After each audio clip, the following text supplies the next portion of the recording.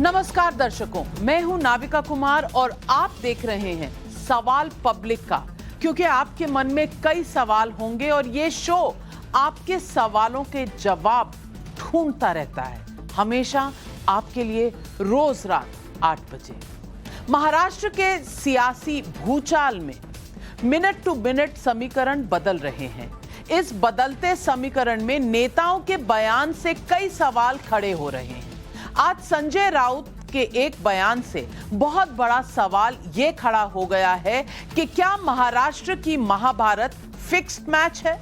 राउत ने क्या कहा और हम क्यों कह रहे हैं कि मैच फिक्स्ड हो सकता है, इस बात पर आएंगे। लेकिन उससे पहले मैं आपको महाराष्ट्र में सियासी भूचाल के अपडेट बताना चाहती हूं। सबसे पहला अपडेट है कि महाराष्ट्र में अभी तक असमंजस बरकरार है। उद्धव कैंप बहुमत का दावा कर रहा है, लेकिन बहुमत कहीं भी उसके पास दिख नहीं रहा।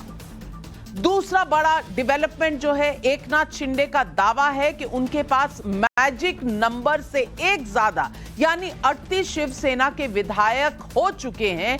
इसके सबूत क्या है वो आगे बताऊंगी। तीसरी बड़ी डेवलपमेंट, कल तक उद्धव गुट में रहे कुछ विधायक भी अब एक एक करके प्लेन का टिकट कटा रहे हैं, गुवाहाटी की तरफ जा रहे हैं। चौथा बड़ा डेवलपमेंट, एनसीपी अध्यक्ष शरद पवार ने अपने विधायकों के साथ बैठक की है। एनसीपी ने स्टैंड क्लियर किया है कि वो फिलहाल उद्धव के साथ है, महाअघाड़ी छोड़ने का फैसला शिवसेना करे। और उन्होंने ये भी कहा है बस 2 ही मिनट पहले कि जो भी होगा फैसला फ्लोर ऑफ द असेंबली पे होगा, क्योंकि वहां ही पता चल सकता है कि नंबर किसके पास कितने हैं। पांचवी बड़ी खबर, महाराष्ट्र के chief minister in waiting Devendra Fadnavis Delhi आने वाले हैं, ऐसी खबरें आ रही हैं। लेकिन यह जरूर हम कह सकते हैं उनके आसपास के लोगों से जो हमारा संपर्क हो रहा है कि बीजेपी ने ऑर्डर जारी किया है, कोई नेता कुछ नहीं बोलेगा, ये सरकार जब तक गिरेगी नहीं या उद्धव ठाकरे का इस्तीफा नहीं होगा। तो ये पांचवी बड़ी खबर थी। अब छठी बड़ी खबर, कांग्रेस का स्टैंड कंफ्यूजिंग दिख रहा है। ऐसा कई बार दिखता है। नाना पटोले संजय राउत के बयान के बाद थोड़ा गर्म दिखे। हालांकि पार्टी अभी तक उद्धव के साथ है, ऐसा कांग्रेस दावा कर रही है।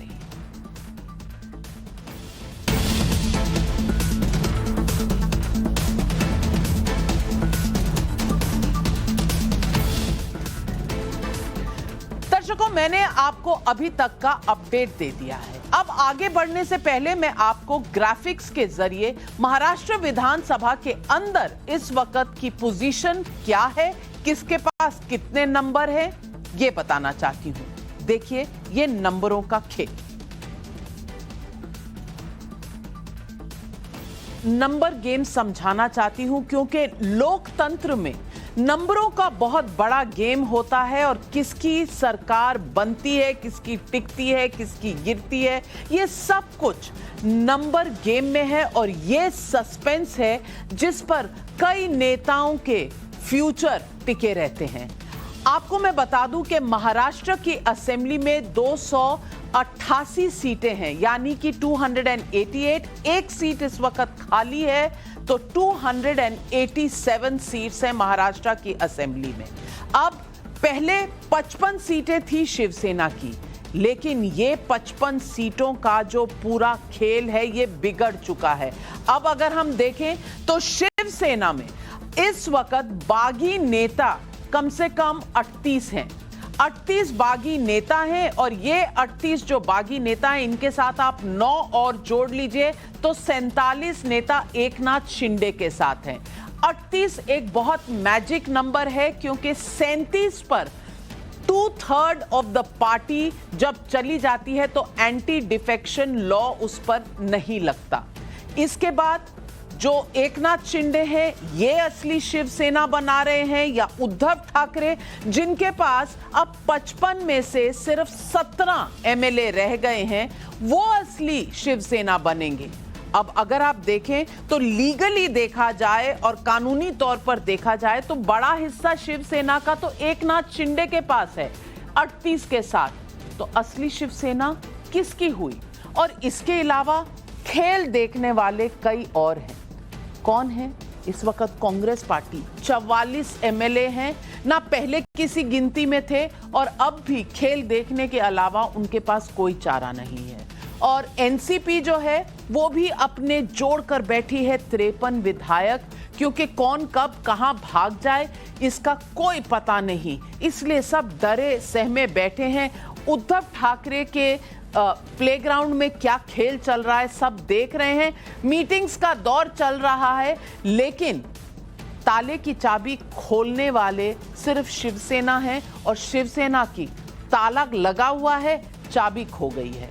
और दूसरी तरफ आप देखें तो इस वक्त हंसने की और अच्छे लड्डू बांटने की तैयारी में शायद होगी बीजेपी। 106 विधायक थे, सबसे बड़ी पार्टी थी 2019 के चुनाव के बाद, लेकिन सरकार नहीं बना पाए क्योंकि शिवसेना दूसरी तरफ चली गई। आज बीजेपी 2.5 साल के बाद मुस्कुरा तो रही होगी। 106 विधायक तो हैं ही, 7 निर्दलीय भी हैं, 113 का नंबर है उनके पास, और 47 उनके साथ मिल जाएं तो ये 160 आराम से सरकार बना सकते हैं, बनाने की कवायद में हैं। लेकिन बस थोड़ा सा इंतजार है, एक ब्रेक है। क्योंकि कुछ कार्रवाइयां बाकी हैं। स्पीकर जो है नहीं, कांग्रेस को चुनना था, चुना नहीं, डेप्यूटी स्पीकर अब क्या कहेंगे? वो नोटिस देंगे नहीं देंगे? जो विधायक कब बागी हो चुके हैं नोटिस देंगे तो उनके रिप्लाई होंगे, क्या ये कोर्ट जाएगा मामला? इसलिए बीजेपी चैन की सांस ले रही है, देख रही है तमाशा। बस उनका एक ही होमवर्क है, वो है जो बागी विधायक हैं उनको अपने पास बिठाना और उनको बस कामाख्या मंदिर की सैर करना। आगे की कहानी बताने से पहले मैं थोड़ा सा रोकती हूं, क्योंकि हमारे साथ जुड़ रहे हैं केंद्रीय मंत्री, महाराष्ट्र से हैं और महाराष्ट्र को इनसे अच्छा शायद कोई नहीं समझता, रामदास अठावले जी। अठावले जी नमस्कार, और टाइम्स नाउ नवभारत पर हमारे साथ जुड़ने के लिए बहुत बहुत धन्यवाद। महाराष्ट्र में इस वक्त चल क्या रहा है? 3 दिन हो गए, ड्रामा जारी है और अब तक पता नहीं चला कि कौन रिजाइन कर रहा है, कौन सरकार बना रहा है। उद्धव ठाकरे वहां बैठे हैं, रेजिग्नेशन नहीं दिख रही, मीटिंग पर मीटिंग हो रही है, और दूसरी तरफ टूरिज्म हो रहा है आसाम में और रोज नए विधायक जा रहे हैं आसाम। ये कब तक मुंबई और आसाम के बीच में कहानी चलती रहेगी?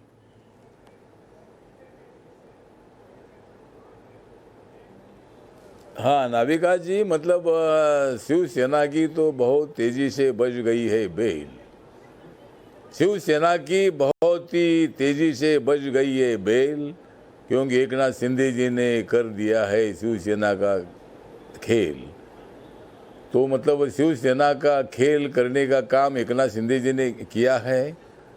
अभी बाकी नाविका जी ये है कि उद्धव ठाकरे तो अभी रिजाइन देंगे नहीं। माननीय शरद पवार जी बोल रहे हैं कि भाई फ्लोर पर किसकी मेजॉरिटी देखा जाएगा, लेकिन अभी सत्य चित्र ये है नाविका जी कि महाविकास आघाड़ी अपना बहुमत खो चुकी है, क्योंकि शिवसेना के 55 जो एमएलए थे उसमें से कई मैक्सिमम 37-38 एमएलए अभी तक मतलब एकनाथ शिंदे के तंबू में आ गए हैं, और भी एक एक एमएलए आ रहा है। तो शिवसेना के पास एक 10-12 एमएलए बच सकते हैं, बाकी के सब एमएलए यहाँ आ सकते हैं। अभी बीजेपी का कहना ये है कि भाई हम कोई स्टैंड अभी लेंगे नहीं। एक तो सरकार पहले, एक तो उद्धव जी अगर रिज़ाइन करते हैं तो उसके बाद हम निर्णय लेंगे, या फिर फ्लोर में जब अल्पमत में सरकार जाएगी तो ऑटोमेटिकली सरकार बनाने का जो दावा है, दावा बीजेपी कर सकती है। तो मुझे लगता है कि बहुत जल्द ही बीजेपी की सरकार एकनाथ शिंदे जी को लेकर बनेगी। देवेंद्र फडणवीस जी मुख्यमंत्री बनेंगे, एकनाथ शिंदे जी को डिप्टी सीएम पद दिया जा सकता है और सरकार आराम से 2.5 साल तक चलेगी और बाद में भी 5 साल बीजेपी की एनडीए की महायुति की सरकार आएगी, ऐसा मुझे नाविका जी लगता है।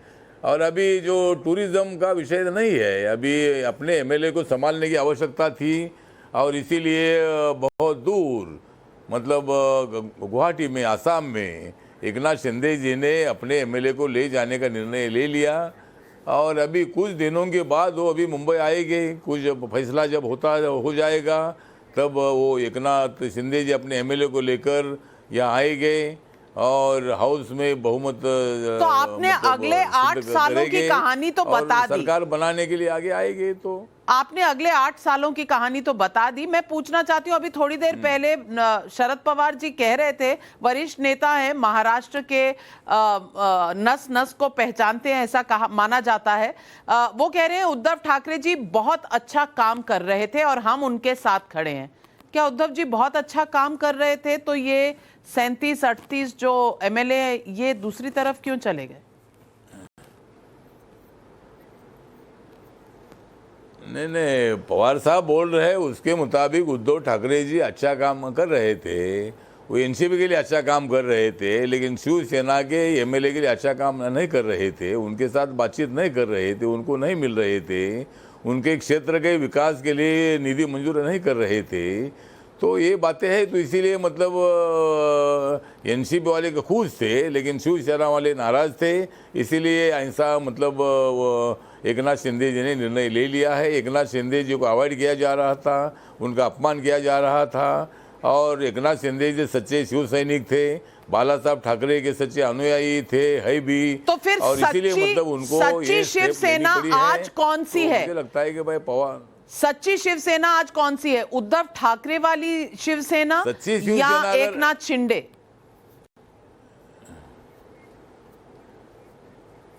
हाँ, तो सच्ची शिवसेना अगर आज देखा जाए तो जिनके पास मेजॉरिटी है वो सच्ची शिवसेना मानना चाहिए।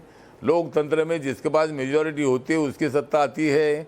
जिस तरह कांग्रेस, एनसीपी और शिवसेना मिलकर सत्ता बनाए, उनकी मेजॉरिटी थी तो उनकी महाविकास आघाड़ी सरकार बन गई। तो अभी मतलब 55 एमएलए में से अगर मेजर एमएलए जो है ये अगर एकनाथ शिंदे जी के साथ है तो सच्ची शिवसेना एकनाथ शिंदे जी की है, माननीय उद्धव ठाकरे जी की सच्ची शिवसेना नहीं है, ऐसा ही मानना पड़ेगा नाविका जी।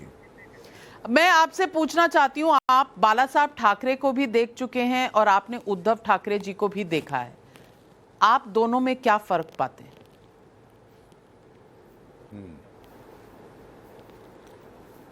नहीं, बाला साहब ठाकरे जी बहुत ही डैशिंग नेता थे। बाला साहब ठाकरे जी अपने शिव सैनिकों को बहुत अच्छी तरह से संभालते थे और माननीय उद्धव ठाकरे भी अच्छे आदमी हैं, मतलब वो हमारे अच्छे मित्र भी रहे हैं। शिव शक्ति, भीम शक्ति के प्रयोग के टाइम पर मतलब उनका और मेरा संबंध बहुत नज़दीक आया था। लेकिन शिवसेना के पक्ष प्रमुख उद्धव ठाकरे अलग है और मुख्यमंत्री बनने के बाद उद्धव ठाकरे अलग हो गए हैं। अलग मतलब सत्ता उनको मिल गई है, तो सत्ता का उपयोग अपने साथियों को मिलना चाहिए। सत्ता का फायदा अगर आपके पास पूरी सत्ता है तो उस सत्ता का उपयोग अगर उस विधायक के लिए नहीं हो रहा है तो फिर ये ठीक बात नहीं थी और इसीलिए मतलब एमएलए नाराज रहे। और इसीलिए मतलब बाला साहब ठाकरे जी और उद्धव ठाकरे जी में ये फ़र्क है कि बाला साहब ने कभी सत्ता हाथ में लिया नहीं, लेकिन उद्धव ठाकरे जी को मुख्यमंत्री बनने का मौका मिला तो उन्होंने मुख्यमंत्री बनने के बाद लोगों को मिलना चाहिए था। उन्होंने मतलब विरोधी दल के लोग हो, सत्ताधारी पार्टी के लोग हो, अपने पार्टी के लोग हो, सबको मिलजुल कर उन्होंने मिलना चाहिए था, काम करना चाहिए था, पर वो उन्होंने किया नहीं, इसीलिए शिवसैनिक नाराज हो गए। आज आप उद्धव ठाकरे को कुछ पंक्तियां बताना चाहेंगे? आप बहुत राइम करते हैं और बहुत अच्छी पोइट्री बोलते हैं, तो आप आज कुछ बताना चाहेंगे? उद्धव ठाकरे को कोई मैसेज देना चाहेंगे?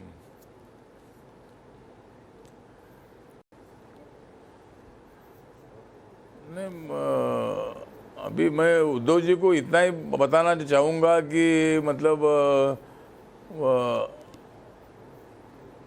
बहुत सालों से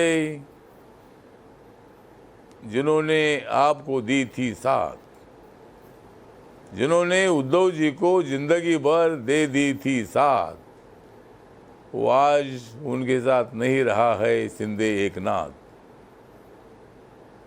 ये तो है अंदर की बात, ये तो है अभी अंदर की बात, और कल एकनाथ शिंदे दे देंगे देवेंद्र फडणवीस जी को साथ, और सरकार बनेगी देवेंद्र फडणवीस जी की। हमारे साथ टाइम्स नाउ नव भारत पर जुड़ने के लिए रामदास अठावले जी, आपका बहुत बहुत धन्यवाद।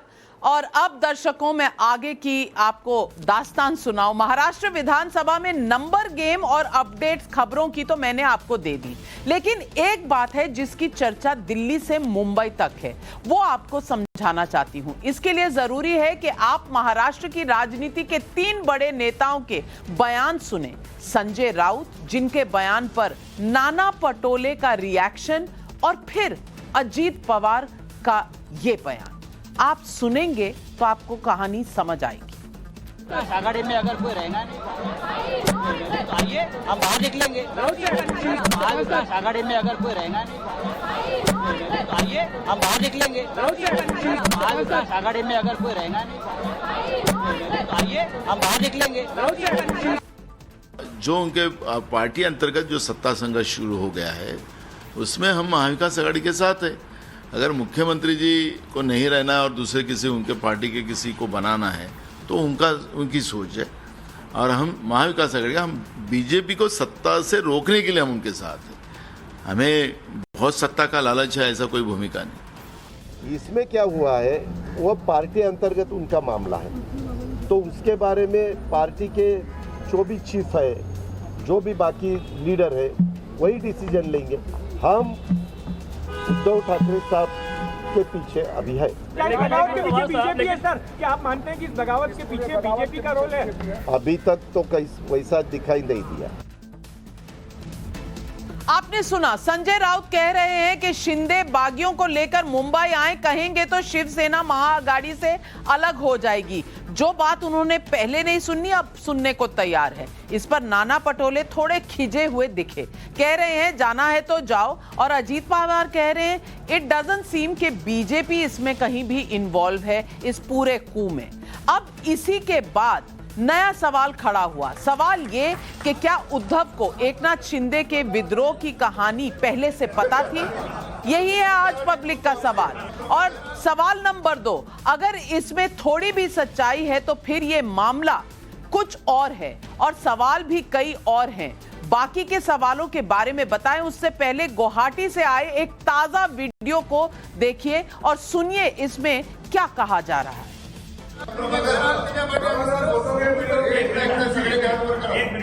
सर्व एक मात्र आम्ही आमचे गटनेते एकनाथजी भाऊ शिंदे यांना देत आहोत।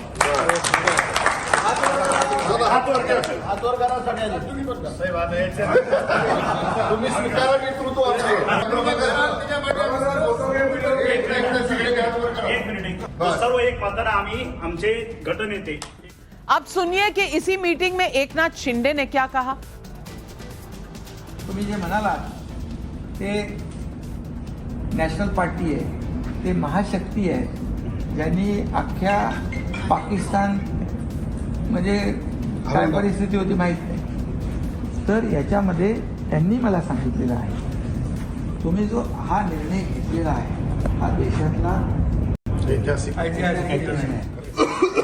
त्यामागे आमची पुरी शक्ती आहे, कुठेही काही लागलं तर कधी कमी पडणार नाही याची प्रचिती आपल्याला जेव्हा जेव्हा आवश्यकता भासेल तेव्हा तेव्हा सगळ्यांना येईल।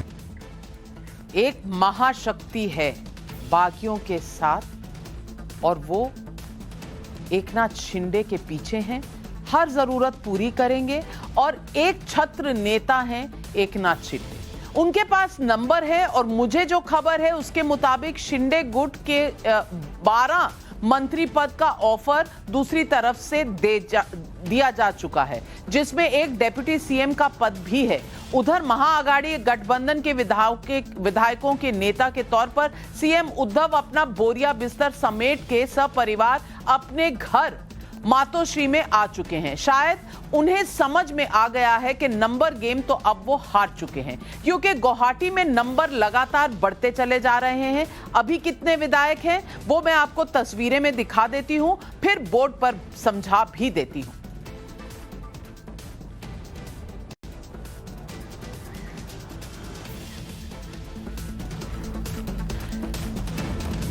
तो ये हैं सारे विधायक, और ये विधायक यहां पर 42 के करीब है, जिसमें कहा जा रहा है 37 से 38 जो हैं वो शिवसेना के हैं। यानी कि आपको जो एंटी डिफेक्शन लॉ के लिए चाहिए वो नंबर सारे हैं, और बाकी निर्दलीय भी हैं उम्मीदवार। तो अगर आप इसको देखें तो आपको मैं नंबरों के जरिए समझा सकती हूं इसमें कि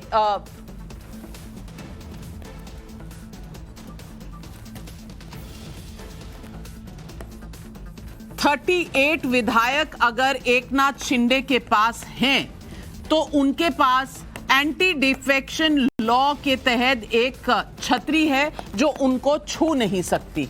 और इसके बाद आप देखें तो 47 के लिए 9 उनके पास इंडिपेंडेंट भी हैं।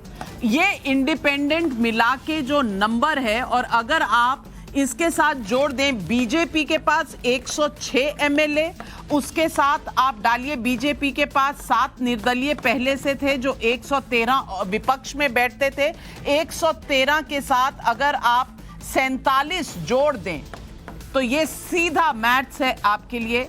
47 जोड़ 37 या 38 हो, एक एमएलसी हैं, अगर 47 है तो ये 160 हो जाएंगे। और मैं आपको ये भी बताना चाहती हूं कि हाफ वे मार्क जो है वो 145 पर है। तो अगर 1-2 कम भी हुए तो ये नंबर जो 160 का है ये सरकार बनाने के लिए काफी है बीजेपी के लिए, और 145 का नंबर चाहिए। लेकिन सबसे बड़ी जो चुनौती है एकनाथ शिंदे के लिए वो ये है कि उनके पास 37 या 37 से ज्यादा एमएलए होने चाहिए ताकि वो एंटी डिफेक्शन लॉ को हरा सकें। अब जो भी होगा वो होगा फ्लोर ऑफ द हाउस। बस ये देखना है कि पहले पलके कौन झपकेगा। झपकने का काम इसलिए कि अगर उद्धव ठाकरे रिजाइन करते हैं तो शायद फ्लोर टेस्ट की जरूरत नहीं पड़ेगी। लेकिन जो खबरें आ रही हैं एकनाथ शिंदे और बीजेपी जो 3 दिनों से 72 घंटों से चुप बैठी है, वो सब तैयार हैं फ्लोर टेस्ट के लिए और नंबर हैं। और मैं आपको और बता दूं कि 3 लोग और निकल के और ये जो ऊपर लिस्ट दिखाई जा रही है इसमें 3 एमएलए और जुड़ने वाले हैं जिनका नाम है मिस्टर फाटक, यहां पर मिस्टर भवसे और राठौड़। इनमें से एक एमएलसी है और 2 जो हैं वो हैं एमएलएज, और 37 और 38 के बीच में अभी भी चुनौती चल रही है। और मैं आपको पार्टी की ताजा तस्वीरें दिखाना चाहती हूं।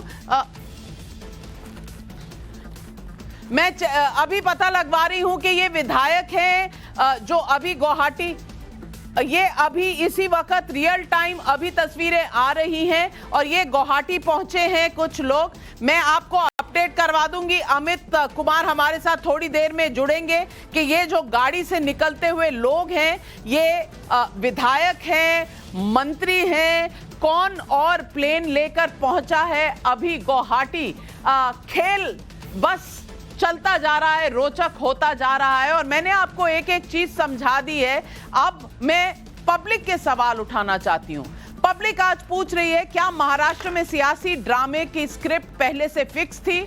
सवाल नंबर 2, क्या एकनाथ शिंदे के पास अब 37 शिवसेना एमएलए हो चुके हैं और असली शिवसेना अब एकनाथ शिंदे की है? और क्या महाराष्ट्र के शह मात के खेल में बीजेपी ने बदला पूरा कर लिया है? सवाल नंबर 4, क्या उद्धव ठाकरे दबाव में विधानसभा भंग की सिफारिश कर सकते हैं? क्योंकि कुछ लीगल एक्सपर्ट्स का कहना है कि अल्पमत होने के बाद ये हक अब उनके पास नहीं है। क्या है पब्लिक के सवाल और उनके जवाब देने के लिए हमारे साथ जुड़ रहे हैं बृजमोहन श्रीवास्तव जी, एनसीपी के प्रवक्ता हैं, तहसीन पूनावाला पॉलिटिकल एनालिस्ट हैं, अजय आलोक जी हैं पॉलिटिकल एनालिस्ट, शेखर अय्यर वरिष्ठ पत्रकार, यशवंत देशमुख पॉलिटिकल एनालिस्ट। लेकिन मेरा पहला सवाल जाता है पूज्य किशोर तिवारी जी से, जो शिवसेना के बड़े नेता हैं। और किशोर तिवारी जी, आप अब भी मुस्कुरा रहे हैं। मुझे आपकी ये बात बहुत पसंद है कि जितने भी संकट के बादल आपके ऊपर छाए हुए हैं, आप मुस्कुराते रहते हैं। और मुस्कुरा कर हमें ये बता दीजिए कि अब नंबर उद्धव जी के पास कितने रह गए हैं, क्योंकि नंबर का खेल है लोकतंत्र। जनता तो मूक दर्शक की तरह खड़ी देख रही है, कुछ भी जनता के हाथ में नहीं है, सब कुछ नंबर के हाथ में है। आपका भविष्य भी नंबर के हाथ में। कितने नंबर रह गए? नहीं, एक बात बताऊं, जो लोग आप अभी भी बता रहे, दादा फुसे, संजय राठौड़, ये सब लोग बता रहे आप, तो मैंने बताऊं हमारे जो 10 लोग गए अभी पीछे से, जो निगोशिएशन के लिए गए, उनको भी आप गिन ले रहे हैं। तो मैं अभी बताता हूं कि हमें चुस्त दुरुस्त सपोर्ट जिन्होंने बोलकर बताया है कि 20 लोग वहां जो है वो हमारे साथ ही रहेंगे, 18 लोग हमारे साथ है, तो 38 लोग हमारे साथ है। तो मुझे लगता है देवेंद्र फडणवीस इस बार भी मुखी खाएंगे। अभी और एक बात मैं तुमको बता देता हूं, अगर नितिन गडकरी के पास ये सब मामला आता है तो उद्धव जी से वही एक बात कर सकते हैं, और एकनाथ शिंदे ये उद्धव जी को, और ये सब लोग हमारे हैं, हमारे रहेंगे, और शिवसेना अबाधित रहेगी। ये बात मैं आपको बता रहा हूं। चलो, ये तुम्हारा डिस्कशन और सब होता रहेगा, लेकिन ये हमारा अंदरूनी मामला है, और अब ये अंदरूनी मामला हमने सुलझा लिया है। और आपने जो बहुत अच्छा बोला कि स्क्रिप्टेड है क्या, तो आपको भी थोड़ा थोड़ा लग रहा है कि कल हमारे पास रहता, फिर वहां जाता, फिर थोड़ी देर के बाद फिर बाहर जाके बात करता। अब बीजेपी वाले फालतू ही खर्चा कर रहे, अब कल उनको तिरंगा बता दे, फिर वो गोवा घूमेंगे और कहां ले जाए, लेकिन शिवसेना का कुछ होने वाला नहीं है। यशवंत देशमुख बताएंगे, कहीं ऐसा नहीं होता कि इतने सीनियर लोग छोड़ के जाते।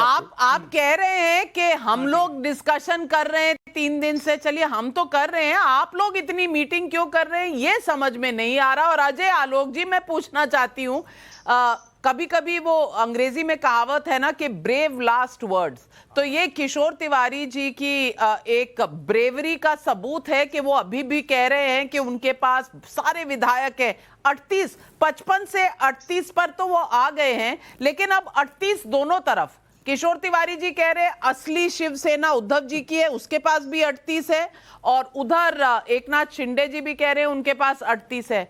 ये इतने 38 कहां से फिट होंगे एक शिवसेना में? अजय आलोक जी, नहीं, अब किशोर तिवारी जी अब सुन लीजिए, अजय आलोक जी को सुन लीजिए, फिर मैं आऊंगी आपके पास। नविका जी, मैं एक बात बताना चाहूंगा। एक कहावत है कि war is never lost until unless it is abandoned. एक जंग तब तक नहीं हार सकते जब तक उसे छोड़ के भाग नहीं जाए। तो ठीक है, किशोर जी को अभी भी यकीन है कि उनका अभी उनके साथ होप है, तो उम्मीद है, तो ठीक है। सरकार की तो प्रश्न ही नहीं उठती है, सरकार तो गई 3 दिन पहले। किशोर जी, सरकार कहां बचेगा? अब यहां पे प्रश्न यह है कि शिवसेना बचेगी नहीं, क्योंकि शिवसेना तो शिव सैनिकों के हाथ में चली गई। अरे मैं तो बाला साहब की बात सुनाऊंगा आपको, मैं अपनी बात नहीं सुनाऊंगा, मेरी बात मत कीजिए। मैं हूं कौन? मैं तो एनालिसिस दे रहा हूं, लेकिन मैं बाला साहब को सुन रहा था, अभी सुनिए, याद आएगा। दुकान बंद कर दूंगा, मैं दुकान बंद कर दूंगा। मैं कहता हूं ये मैं मेरी शिवसेना की कांग्रेस नहीं होना दूंगा, नहीं, कभी नहीं। और मुझे जब भी मालूम होगा कि हो रही है तो I will close my shop. ये चलने वाला है तो हो गया, बेटे ने इच्छा पूरी कर दी है ना, दुकान बंद कर दिया। किशोर जी, और शिवसेना शिवसैनिक के हाथ में चली गई। किशोर जी, सवाल अब ये नहीं उठता है, इस पर तो आपका रिएक्शन लेना पड़ेगा, इस पर तो आपका रिएक्शन लेना पड़ेगा, क्योंकि उन्होंने बाला साहब ठाकरे को सुनाया कि जिस दिन मुझे कांग्रेस के साथ बिजनेस करना पड़ा मैं दुकान बंद कर दूंगा, तो कह रहे हो गई दुकान बंद। एक मिनट मेरी बात सुनो, कभी पॉलिटिकल पार्टी का ऐसा करियर वरियर और नहीं होता। या यशवंत है। जब 77 में इमरजेंसी लगी 75 से 77 तक, तो बाला साहेब इंदिरा गांधी जी के साथ थे। तो जैसी जैसी परिस्थितियां आती है वैसे वैसे संदर्भ में ये स्टेटमेंट रहते हैं, कहीं से तो भी उठा के लेके आते। अगर मुझे बताइए ये कौन सा इक्वेशन है कि हम बीजेपी से नाता तोड़ देते तो हिंदुत्व छोड़ देते। अब जनता में हम जाएंगे तो हमको मालूम पड़ जाएगा। चलिए ये तो आगे देखेंगे ही, और ये हम तो कह ही नहीं रहे, आपके अपने विधायक कह रहे हैं, एकनाथ शिंदे जी और उनके साथ जो 37 हैं वो कह रहे हैं। हमारा कोई दावा नहीं है, हमारा कोई दावा नहीं है, लेकिन बृजमोहन श्रीवास्तव जी, अजीत पवार जी का कहना है कि बीजेपी का अभी तो कोई रोल नहीं दिख रहा। आप इससे सहमत हैं कि बीजेपी ने कुछ नहीं किया है, जो कुछ हुआ है वो शिवसेना का अंदरूनी मामला है, अपने आप ही परिवार बंट चुका है, बीजेपी ने कुछ नहीं किया। आप मानते हैं इस बात को? देखिए, मैंने अजीत दादा का ये बयान नहीं सुना तो इस पर प्रतिक्रिया देना ठीक नहीं है, लेकिन मैंने अभी आप ही के चैनल पर मैं आदरणीय शरद पवार जी को सुन रहा था। उन्होंने अभी प्रेस कॉन्फ्रेंस में बहुत स्पष्ट रूप से जो बातें की हैं, मैं सोचता हूं उसमें उन्होंने सारी बातें साफ कर दी हैं। ये भी कहा है कि हम हर हालत में महाविकास अघाड़ी के साथ हैं और हम लोग पूरी कोशिश करेंगे कि महाविकास अघाड़ी की सरकार अभी राज्य में रहे और काम करे। तो ये सारा हम राष्ट्रवादी कांग्रेस पार्टी का इस मामले में बहुत ही स्पष्ट सोच है और आदरणीय उद्धव ठाकरे ने बहुत अपने इस पूरे कार्यकाल में बहुत बेहतर तरीके से काम किया है। वो एक सौम्य राजनेता हैं, एक संवेदनशील व्यक्ति हैं और आज भी उन्होंने अपनी संवेदनशीलता और परिवार के मुखिया की भूमिका वो निभा रहे हैं। हम लोगों को उनके ऊपर पूरा विश्वास है, उनके नेतृत्व पर पूरा विश्वास है। तो मुझे लगता है अभी महाविकास अघाड़ी को किसी भी प्रकार का कोई खतरा नहीं है। और फिर मैं तो जब एकनाथ शिंदे साहब को सुन रहा था तो उन्होंने तो बहुत स्पष्ट रूप से कहा, मैं शिव सैनिक था, हूं और रहूंगा। अब जब उन्होंने इतनी स्पष्ट रूप से सारी बात की है तो अभी इस पे बहुत ज्यादा चर्चा करने की मैं सोचता हूं शायद जरूरत नहीं है। लेकिन इससे बड़ा मुद्दा खड़ा हो गया है नाविका जी कि असम में पूरा बाढ़ आई हुई है, पूरा असम डूबा हुआ है और वहां के जो आदरणीय मुख्यमंत्री जी हैं, लेकिन बृजमोहन जी, आपने कहा आपने अजीत पवार जी का बयान सुना नहीं है। सुन लीजिए नाविका जी। नहीं, बाढ़ की बात, बाढ़ पे भी चर्चा है, वो थोड़ी बाद में करेंगे। पहले जो बाढ़ आ गई है यहाँ से महाराष्ट्र से आसाम गई है, पॉलिटिकल बाढ़ जो है, राजनीतिक बाढ़ जो है, पहले उसकी चर्चा कर लें। और आपने कहा आपने अजीत पवार जी को सुना नहीं, मैं आपकी सहूलियत के लिए आपको सुना देती हूँ। उनसे पूछा गया सवाल कि इसमें बीजेपी का रोल है। आप सुनिए अजीत पवार जी ने क्या कहा। अब सुनने से तो डरिए मत, सुनिए अजीत पवार जी का ये बयान। इसमें क्या हुआ है वो पार्टी अंतर्गत उनका मामला है, तो उसके बारे में पार्टी के जो भी चीफ है, जो भी बाकी लीडर है, वही डिसीजन लेंगे। हम उद्धव ठाकरे साहब के पीछे अभी है। क्या इस बगावत के पीछे बीजेपी है सर? क्या आप मानते हैं कि इस बगावत के पीछे बीजेपी का रोल है? अभी तक तो वैसा दिखाई नहीं दिया। बगावत के पीछे बीजेपी का रोल है, ये था सवाल। उन्होंने कहा अभी तक तो ऐसा नहीं दिखता है और हम अभी तक शिवसेना के पीछे हैं। समझा दीजिए क्या मतलब था। तो ठीक है ना अजीत, देखिए अजीत पवार जी के बयान से ऊपर तो मैं नहीं हूं, मैं राष्ट्रीय प्रवक्ता हूं उनका, तो नेचुरल है कि मेरे नेता ने अगर कोई बात की है तो उससे मैं डिफर क्यों करूंगा। उन्होंने ठीक बात बोली है, जो उनके पास जानकारी है वो उन्होंने बताई है। चलिए मुद्दा ये मान लेते हैं राष्ट्रवादी कांग्रेस यशवंत देशमुख जी, ये महाराष्ट्र की जलेबी जरा आप सुलझा दीजिए, क्योंकि आप नंबर भी समझते हैं, आपको राजनीतिक इतिहास भी याद है। तो ये जो जलेबी है, ये असली शिवसेना अब कौन सी है, और क्या दोनों तरफ जो दोनों तंबू गड़े हुए हैं, दोनों तंबू क्या असली शिवसेना हो सकते हैं? किसका आज दावा है असली शिवसेना होने का? देखिए, फ्लोर ऑफ द हाउस के ऊपर तो दावा बहुत क्लियर है। 37 और 37 के ऊपर अगर शिंदे जी लेकर के बैठे हैं तो जो रामविलास पासवान जी की पार्टी के साथ में केंद्र में हुआ था वो शिवसेना के साथ में वहां पर हो। लेकिन मुझे ऐसा लगता है कि जो बात है मुख्य, वो शायद शिवसेना के भी वरिष्ठ नेता इस बात को अच्छे से समझते हैं कि जो नेता चुनाव लड़ने के लिए जाने वाले हैं आने वाले 2-3 सालों में, या जिन्होंने पिछला चुनाव अपने युति के नाम पर, अपने नेचुरल अलायंस के नाम पर मांगा और राजनीतिक कारणों से उनको अपने आप को प्रूव करना था। तो इस नाते उन्होंने बीजेपी को प्रूव किया कि हमारी राजनीति आपके बगैर भी है, हम मुख्यमंत्री बन सकते हैं। लेकिन पॉइंट प्रूव करने तक तो वो ठीक था, पॉइंट प्रूव करने के बियॉन्ड मुझे लगता है अब धीमे धीमे उनके अंदर ये बेचैनी बढ़ रही थी कि पॉइंट तो प्रूव कर दिया, लेकिन हमें तो वापस चुनाव लड़ना है और हमारी कॉन्स्टिट्यूएंसी कांग्रेस की और एनसीपी की कॉन्स्टिट्यूएंसी नहीं है।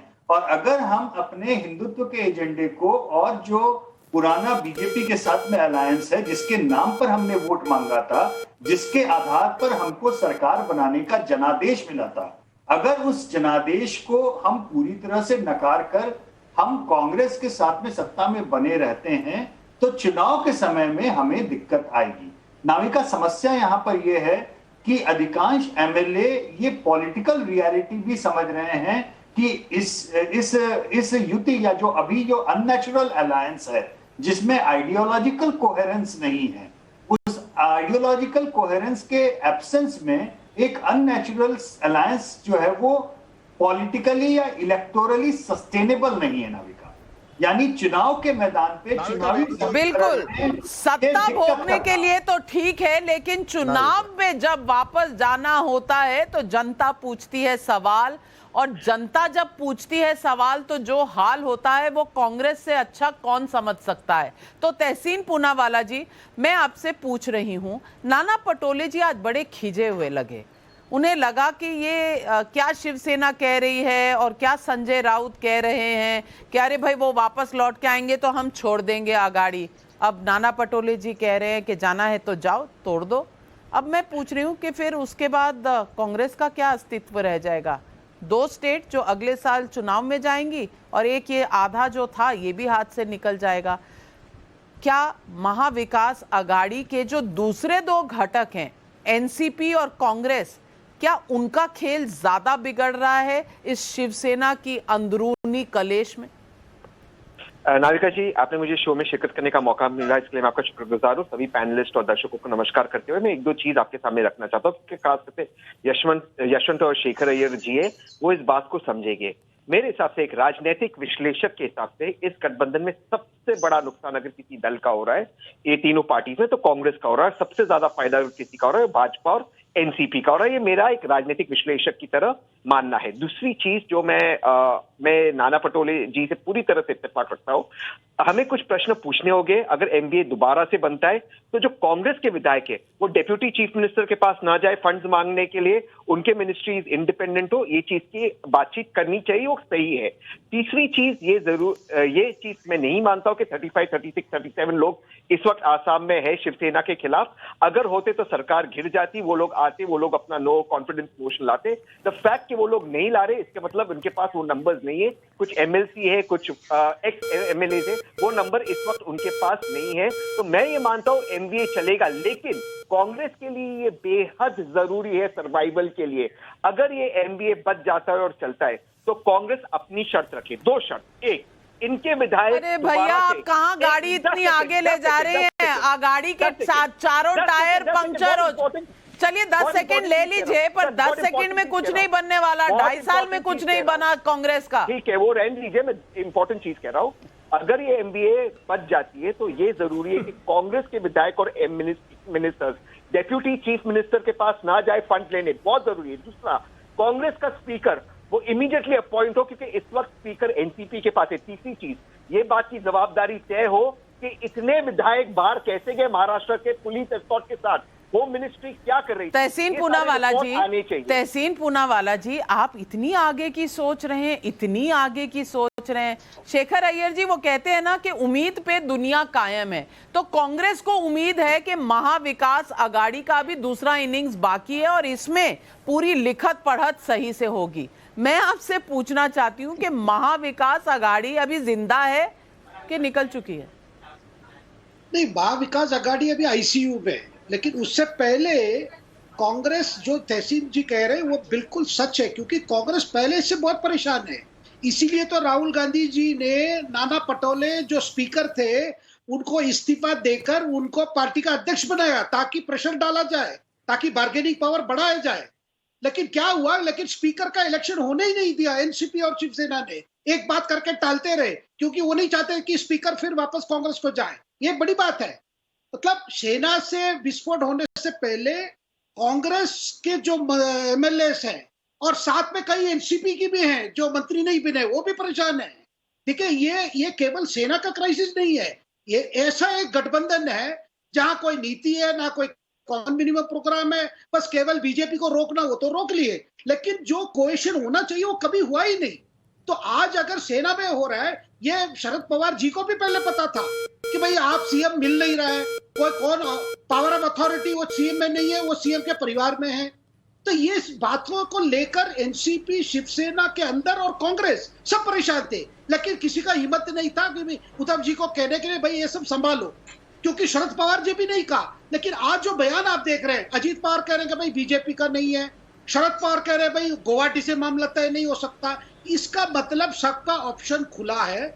और पहली बार मैं एक चीज देख रहा हूं कि बीजेपी बहुत समझ के इसमें जितनी सपोर्ट सर्विसेज दे रही है, लेकिन खुद नहीं रही है, क्योंकि उसकी वंस बीटन ट्वाइस जो अंग्रेजी में कहते हैं, जो 19 में जो उनको सबक मिला है वो ठीक से पढ़े। और कहीं हम नहीं देख रहे कि बयानबाजी भी नहीं हो रहा है। इसका मतलब बिल्कुल मुंह पर ताला और कोई कुछ नहीं बोल रहा, कोई बाहर नहीं निकल रहा। और ये बीजेपी का एक नया कोड ऑफ डिसिप्लिन आ गया है। मैं आप सबको एक मिनट के लिए रोकती हूं क्योंकि मेरे सहयोगी अंकित त्यागी जुड़ रहे हैं मातोश्री से और अमित कुमार मेरे सहयोगी हैं गुवाहाटी में।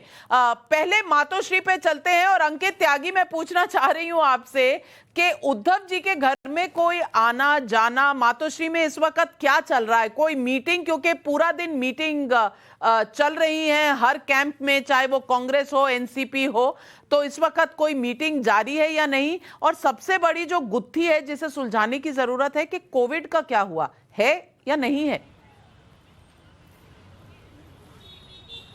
देखिए, उसके ऊपर अभी तक कोई आधिकारिक बयान तो आया नहीं है, लेकिन जहां तक आपने मीटिंग्स की बात करी तो वर्चुअल मीटिंग जरूर हुई है। लेकिन इतनी क्राइसिस के बीच में भी अगर ऐसा होता, ये कुछ इस समय नाविका जी आपने पूछा और आप तुरंत देखिए, आपके लिए लाइव और ताज़ा खबर लेके आता हूं। कुछ शिवसेना के जो नेता हैं वो इस वक्त मातोश्री जा रहे हैं और आप इसमें देख रहे हैं कि यहाँ पर कुछ शिवसेना के जो नेता हैं वो इस वक्त अंदर घुस रहे हैं मिलने के लिए। वहाँ पर ये पता करते हैं कि कौन कौन इसके अंदर जा रहे हैं। कम से कम इस गाड़ी के अंदर 3 से 4 लोग हैं। कहा जा रहा है कि इसमें एक मिनिस्टर भी बैठे हुए हैं, गौतम शेख हैं जो गार्डियन मिनिस्टर हैं, तो वो अभी अंदर गए हैं। लेकिन कुल मिलाकर जिस तरीके की गहमा गहमी आपको एनसीपी में दिखाई पड़ रही है, कांग्रेस में दिखाई पड़ रही है, बीजेपी जो कुछ कह नहीं रही है, पर फडणवीस जी के घर पर काफ़ी लंबी मीटिंग चली, वहाँ दिखाई पड़ रही है, वो कम से कम मातोश्री के बाहर नहीं दिखाई पड़ रही। एक वक्त था जब चाहे 1984 में एंटी सिख राइट्स हो या 1992 के दंगे हो, उसके बाद यहाँ पर हजारों शिव सैनिक बैठते थे। छगन भुजबल जब गए थे, वो हजारों शिव सैनिक यहाँ बैठकर इंतजार करते थे कि बाला साहब ठाकरे अंदर से कोई इंस्ट्रक्शन देंगे। अब ना तो यहाँ पर वो शिव सैनिक दिख रहे हैं और ना ही अंदर से कोई इंस्ट्रक्शन आ रहा है। अंत में आपको वो पोस्टर जरूर दिखाई पड़ेगा, मैं वो दिखाता हूँ, जो एक लड़ाई की जड़ भी था। ये युवा सेना ने पोस्टर लगाया है कि साहेब हम आपके साथ में हैं। वक्त ये आ गया है कि अकेले उद्धव ठाकरे उस फोटो में हैं और सिर्फ युवा सेना यहाँ पर उनका समर्थन करती दिखाई पड़ रही है। कांग्रेस और एनसीपी अभी तक समर्थन तो कर रही है, लेकिन कुल मिलाकर लड़ाई जो है वो अब इसी बात की हो जाएगी कि शिवसेना किसकी। विधायक दल जरूर अभी फिलहाल पूरी ताकत के साथ शिंदे साहब के साथ खड़ा हुआ है, लेकिन शिवसेना के सिंबल की लड़ाई अब ये तय करेगी कि कितने दिन और शिवसेना उद्धव ठाकरे के पास है। वो एक नई सिरदर्द बनकर आएगी उद्धव ठाकरे जी के लिए। और अमित जी, मैं आपसे पूछना चाह रही हूँ, गहमा गहमी मातोश्री से ज्यादा तो गुवाहाटी के इस रेडिसन होटल में है। कितने अंदर गए, आप गिन पाए कि कितने एमएलसी हैं, कितने इंडिपेंडेंट हैं, और वो मैजिक नंबर 37 वाला क्रॉस हुआ या नहीं? क्योंकि जैसे ही कोई कहता है कि उनके पास 37 है तो वहां से शिवसेना कहती है नहीं 37-38 तो हमारे साथ हैं।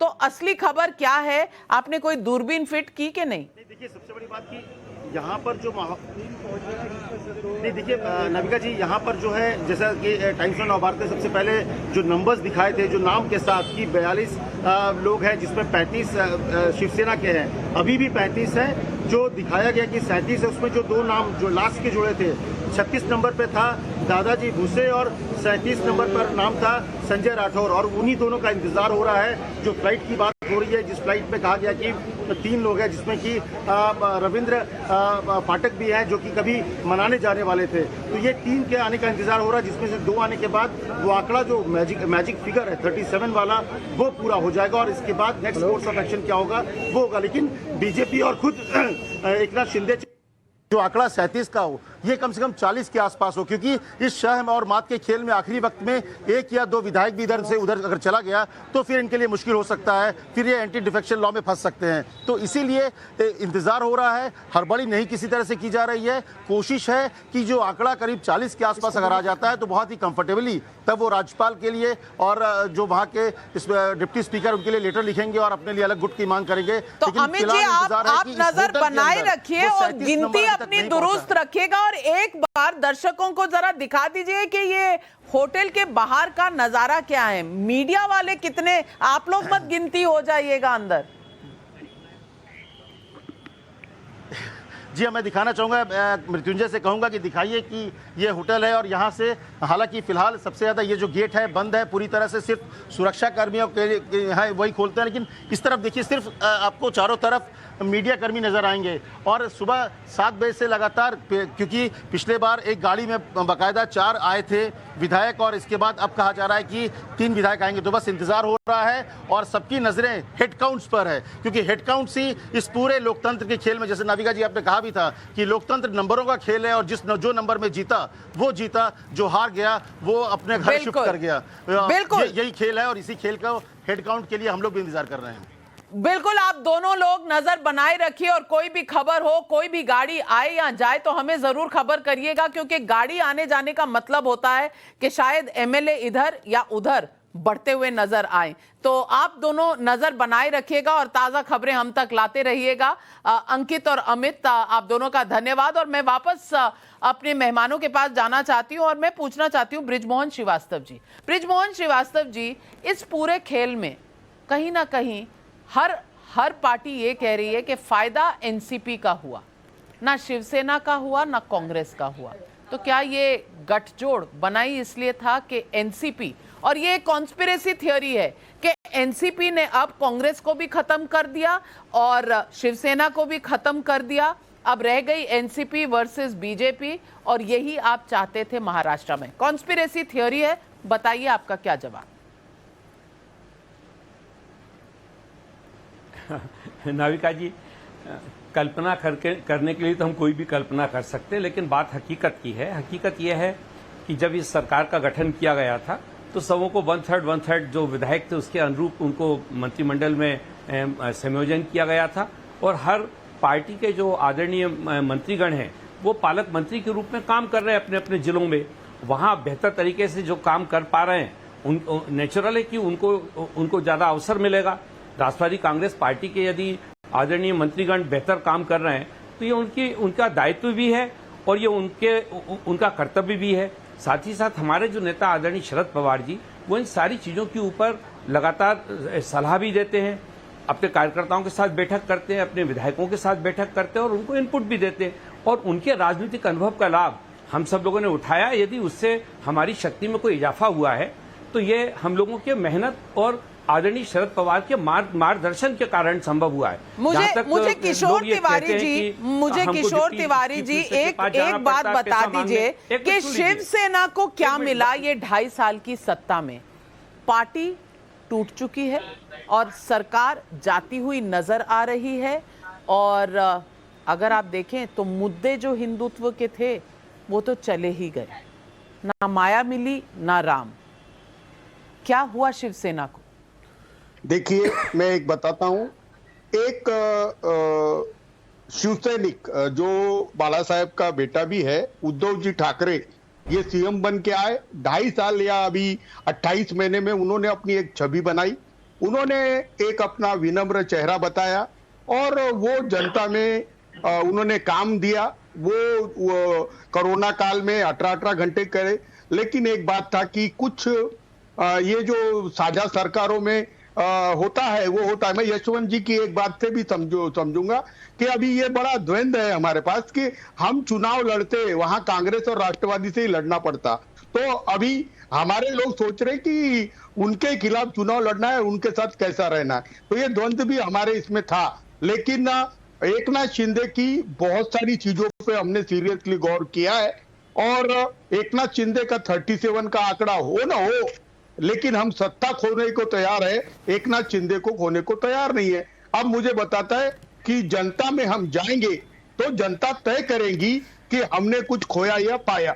सबके पहले मैं यशवंत बता दूं, 2 महीने के बाद ही यशवंत देशमुख जी, आज समझ आ रहा है जो 2.5 साल 28 महीने समझ में नहीं आया, क्या रुख बदल रहा है समय बदलते हुए, और अब कह रहे हैं सत्ता जाती है तो जाए, एकनाथ शिंदे ना जाए। कहते हैं ना कि कई बार परेशानी जब इतनी बढ़ जाती है तभी समझ आता है कि पहले क्या करना चाहिए था, तब तक क्या बहुत देर हो जाती है। आप क्या समझते हैं? नाविका जी वो भी तो मिनिस्टर थे। मेरे ख्याल से तिवारी जी जिस ओर इशारा कर रहे हैं, मुझे लगता है कि शिवसेना के जितने भी जमीनी लोग हैं उनको इस विरोधाभास का पहले दिन से अंदाजा था नाविका, और ये मैं मानता हूं कि उन्होंने एक अपने आप को पॉइंट प्रूव करने के लिए कि नहीं हमको मुख्यमंत्री अपना बनाना है, उस पॉइंट को प्रूव करने के लिए वो काम किया। ठीक बात है, मतलब हर एक को, किसी को भी लोकतंत्र में मुख्यमंत्री या प्रधानमंत्री बनने का नाविका पूरा अधिकार है, सोचने का, सपने देखने का, इसमें और इसमें कोई, इसको नैतिकता से नहीं हम किसी भी तरीके से तौल सकते हैं। लेकिन हाँ, जो रियल पॉलिटिक है उसमें समस्या तब आती है जब एक आपकी बेसिक कॉन्स्टिट्यूएंसी के साथ में आप, ये कुछ ऐसा हो गया कि कोका कोला और लस्सी को मिलाने की आप बात करते हैं, उससे जो ड्रिंक बनेगा वो तहसीन को भी मैं मॉडल बना के मैं पिच करना चाहूं कि बहुत बढ़िया मॉकटेल है, वो तब भी नहीं बिक पाएगा। तो ये मॉकटेल चला नहीं।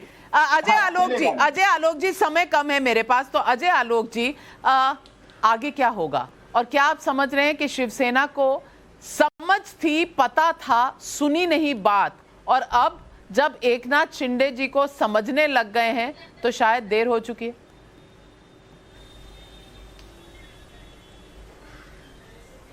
देखिए नविका जी, मेरा बड़ा स्पष्ट मानना है कि जब अपने अस्तित्व की कीमत पर सत्ता चुनी, उन्हें उद्धव जी ने अपने अस्तित्व की कीमत पर सत्ता चुनी, आज ना अस्तित्व बचेगा ना सत्ता। और ये जो तिवारी जी, किशोर जी जिस तरफ हिंट कर रहे हैं कि आज हम सत्ता खोने को तैयार हैं, एकनाथ तो खोने को तैयार नहीं, अगर ये हो भी जाता है तब भी ठाकरे परिवार का वर्चस्व शिवसेना से खत्म। अब शिवसेना गई सही मायनों में शिव सैनिकों के हाथ में, और ये परिवारवाद पार्टियों के लिए पूरे देश में एक संदेश है कि इसकी शुरुआत हो गई है, नेपोटिज्म बंद कर दीजिए। अब बाल ठाकरे, उद्धव ठाकरे, आदित्य ठाकरे, अब ये नया चलने वाला है। अब मुझे लगता है इसकी शुरुआत कांग्रेस में हो जाए तो सबसे अच्छा होगा देश के लिए। कांग्रेस में भी ऐसा हो सकता है, नहीं तो वही होगा जो शिवसेना में हो रहा है। नहीं, एनालिसिस अजय आलोक जी का बिल्कुल गलत है, शिवसेना को लेकर भी और कांग्रेस को लेकर भी, क्योंकि जो आम कार्यकर्ता शिवसेना का जुड़ा हुआ है, और क्योंकि मैं मुंबई में रहता हूँ, वो शिवसेना और ठाकरे परिवार से बहुत जुड़ा हुआ है। और अगर आप देखिए जो विधायक गए भी है वो नॉर्थ महाराष्ट्र के गए, मुंबई के जो विधायक है वो अभी भी ठाकरे परिवार के साथ है। लेकिन मैं एक चीज कहना चाहता हूँ, जो बयान संजय राउत जी ने दिया, किशोर जी सुन लीजिए, बहुत गलत बयान। I don't think it is acceptable. और मैं दोबारा से एक बात कह रहा हूँ, विधायकों को पुलिस एस्कॉर्ट के साथ गुजरात छोड़ा गया तो होम मिनिस्ट्री से प्रश्न पूछना पड़ेगा। ये प्रश्न भी बनता है कि कांग्रेस का स्पीकर क्यों इलेक्ट नहीं हुआ। तो अगर मैं ये नहीं कहता हूं, अगर एमवीए बचता है। शेखर अय्यर जी, बहुत देर कर दी हुजूर आते आते, अब सवाल पूछ रहे हैं जब चिड़िया चुग गई खेत। मैं तो हमेशा पूछ रहा था, सुन नहीं रहा था ना कोई, सुन नहीं रहा था कोई। तो जितना आपका वर्चस्व था महाविकास आघाड़ी में, ये इसी बात से जाहिर हो गया कि आप बोल रहे थे, पूछ रहे थे, कोई सुन नहीं रहा था। तो शेखर अय्यर जी, बहुत नविका जी, जब केंद्रीय नेतृत्व कांग्रेस नेशनल हेराल्ड को लेकर कुछ समझ नहीं पा रही है, और पार्टी के जो लोग प्रदर्शन कर रहे हैं वो भी समझ नहीं पा रहे नेशनल हेराल्ड क्या है, ऐसे समय में महाराष्ट्र का जो हालत है वो धीरे धीरे जो घिसता गया, ये सबके सामने था। ये कोई आश्चर्य, कोई भी महाराष्ट्र जो पॉलिटिकल सीन देख रहा है किसी को भी आश्चर्य नहीं है, केवल आश्चर्य उद्धव ठाकरे को है। ये सबसे बात है, क्योंकि पवार जी को भी पता है कि क्या हो रहा था। लेकिन इसमें देखिए एक बड़ी बात जो आ रही है सामने, देखिए, आप कहते जाए कि भाई आइडियोलॉजी कुछ नहीं है, चुनाव किसी से भी गठबंधन करो, प्री करो, पोस्ट करो, लेकिन मैसेज क्या है? वोटर से डर रहे हैं कि आज आइडियोलॉजी वोटर से जुड़ा हुआ है। और वोटर जो है वो सब देख रहा है, क्योंकि इस वक्त वोटर मूक दर्शक की तरह देख रहा है। ना गुवाहाटी जाने में, ना मुंबई रहने में, ना मीटिंग में वोटर का कोई रोल नहीं है। वोटर का रोल आएगा बस 2.5 साल बाद, और जब 2.5 साल बाद वोटर का रोल आएगा तब समझ आएगी हर राजनीतिक दल को कि वोटर का जो पावर होता है वो क्या होता है। और इसी बात से शिव सैनिक शायद डर रहे थे, और अब जब समझ आया है उद्धव ठाकरे जी को और शिवसेना को, शायद देर हो चुकी है। राजनीति में कई बार जो दिखता है वो होता नहीं, जो होता है वो दिखता नहीं। मुझे लगता है कि महाराष्ट्र में भी बहुत कुछ ऐसा है जो आपको दिख रहा है, दरअसल वो बात है ही नहीं। मुझे लगता है कि राजनीति हो या आपका अपना परिवार, संवाद हमेशा बना रहना चाहिए। उद्धव ठाकरे पर जो उनके अपने विधायकों ने आरोप लगाए हैं वो सियासत के हिसाब से बहुत गंभीर हैं। आरोप है कि उद्धव ने अपने घर के दरवाजे बंद कर दिए थे, विधायक आते थे, गेट बंद होता था। धीरे धीरे विधायकों का असंतोष बढ़ता चला गया और वो ज्वार भाटा की तरह फूटा। अब सारा खेल नंबर पर आकर टिक गया है। जैसे शरद पवार ने भी कहा, फ्लोर टेस्ट होने दीजिए, सब क्लियर हो जाएगा। हाँ, फ्लोर टेस्ट तक सभी पक्ष शांति बनाए रखें। सरकार आम लोगों की होती है, उनके लिए होती है, लिहाजा जनता को इस उठापटक से कोई दिक्कत नहीं होनी चाहिए, क्योंकि जनता और पब्लिक ही है राजनेताओं की बॉस। हमारी बॉस, हम सब की बॉस, और जनता सब देख रही है। आज सवाल पब्लिक का में बस इतना ही। लेती हूं आपसे इजाजत, नमस्कार। पर देखते रहिएगा, क्योंकि आपके पास सबसे ताजा खबरें लेकर हम आते रहेंगे। जाइएगा मत, क्योंकि आ रहे हैं अनंत त्यागी लेकर न्यूज़ की व्याख्या।